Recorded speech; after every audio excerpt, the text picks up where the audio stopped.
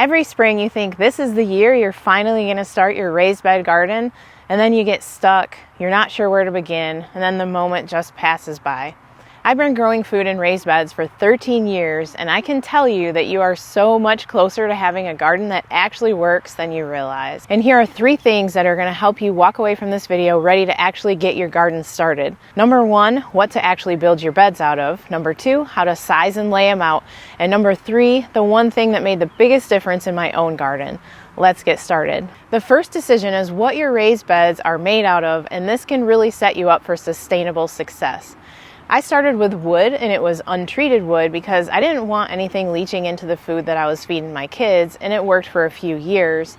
But what happened twice in a span of 10 years was the sides of my wooden beds were literally rotting and falling apart just a few years after building them. Well, I was out there gardening, and once wood starts to rot, it happens really quickly and it starts to become more maintenance than it's definitely worth. That was when I started looking at metal beds, and I made that switch 2 years ago, and I genuinely have not looked back. No power tools necessary, no extra help necessary, and they don't rot or splinter. The corners stay tight, which helps keep things like fire ants and weeds out. I've even had to move my raised beds twice, once for a local move and once after a hurricane regraded my entire yard.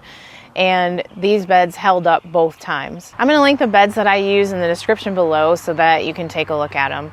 And if any of this still feels like a lot, or you're sitting there thinking that you genuinely do not know what makes sense for your specific space, this is my passion. I have been growing food for years, and I've made so many mistakes and figured my way back from them. And I would genuinely love to help you because I know that you can do this. I put a link in the description where you can book a call with me, and you'll walk away knowing exactly how to get started, what to plant, and how to plant it. Here's the thing that honestly changed everything for me, and it's what makes growing things so attainable no matter what your space is, even if you've never grown anything before. A raised bed is really just a big container filled with the soil that you choose completely, and that is the whole advantage. When you garden directly in the ground, you're starting with whatever your yard gives you, and here in northern South Carolina, that happens to be red clay. And if you've ever tried to work with clay, you know that when it's dry, it feels like concrete, and then when it's wet, you can pretty much build a pot out of it. I spent years trying to fix my soil before I finally accepted that it was going to take a lot longer than I had patience for. A raised bed lets you skip all of that because you stop fighting your yard and you just start growing food right away, and that is such a good feeling. Once you see your raised bed as a container that you have complete control over, every decision from here really does become a lot simpler. So let's move on to the second decision for your raised bed garden, which is sizing and layout. Over the years, I've also tried different sizes and layouts of beds, and this is where I made some of my most avoidable mistakes.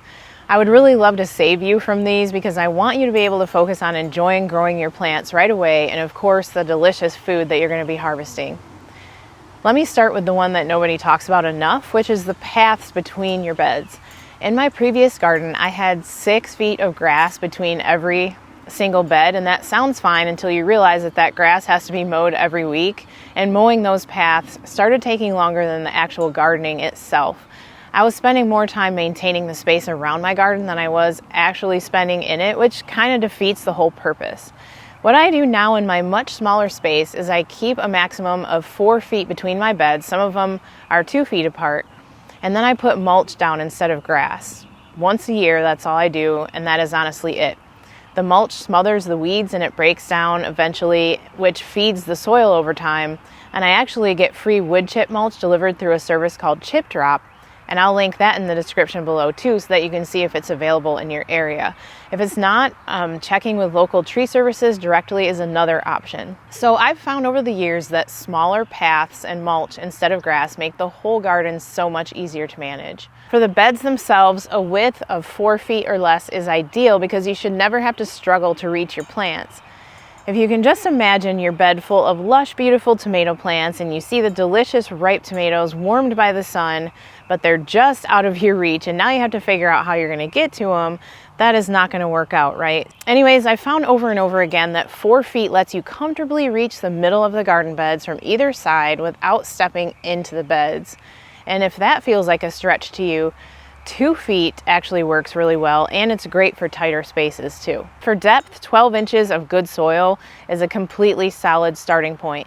I have beds that are 12 inches deep and 17 inches deep too, and when they're a bit higher, you do have to bend a lot less.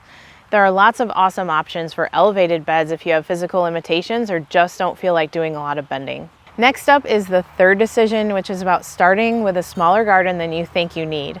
And this one comes from the hardest season of my life. I scaled from a small, manageable garden to 28 raised beds on 3.5 acres with my now ex-husband, and the paths between the beds had to be mowed every week, and the weeds were taking over because there were just too many beds to even check on every day. Definitely not with work and homeschooling my kids and everything else going on at the time. I was trying to grow so much food and trying to preserve it all and trying not to waste anything, and somewhere along the way I just stopped enjoying it altogether. We weren't eating seasonally anymore, we were just trying to keep up with the space we had created, and it had completely consumed our lives. One day a few years ago when I stood in that garden as a single mom, I honestly thought I might have to quit, and I almost walked away from something I had loved my entire life because I had built it into something too big to carry on my own. If you're aspiring to have a huge garden, I'm not here to crush that. It is very possible to start small and create a flexible garden that you can either upsize or downsize as life shifts. Downsizing after burnout was the best thing I ever did. What I have now is about 1,000 square feet that I manage completely on my own, and here's the difference. I actually use what I grow in our meals every single week. I can be intentional about what I plant because I'm not overwhelmed, and I can spend an hour in the garden on a Saturday and it actually feels relaxing. Is it work? Yes. Will it grow itself? Absolutely not. But it's the right kind of work that fits inside your life instead of taking it over. 1 or 2 beds chosen intentionally is the place to start. You can always add more later, but you can't get back a season that you burned out trying to do too much too soon. Just in a 2x4 self-watering bed like this, which I'll link below too, you can grow a salad garden or a taco garden or a pizza garden or a tea garden. The options are limitless and the maintenance is very low. So start that raised bed garden you think about every year at this time. Number 1, choose durability. Metal beds are going to outlast wood and save you from replacing everything at the worst possible moment. Number 2, 4 feet wide, 4 feet between beds, and mulch instead of grass. Number 3, 1 or 2 beds to start. You can always add more. Now here's what all of this actually looks like when it is working. Imagine a weekday morning before the day gets going.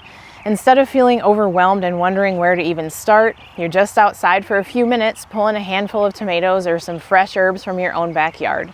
No pesticides, no wondering what in the heck is in that food, no label to read. You grew this. You know exactly what's in it, and you bring it inside and it's there for dinner that night. It didn't take over your weekends, it didn't cause you stress, it just fits. And that feeling of feeding the people you love something clean and real that came from your own hands, that is the feeling that you've been after all along. And it was always possible for you, even in a small space, and even with a busy schedule. Even if you've never grown a single thing before, the garden that you've always dreamed of does not have to be complicated. It just has to fit your life. If this video helped you, hit the like button and subscribe so that you don't miss what's coming next. I'll see you over in the next video.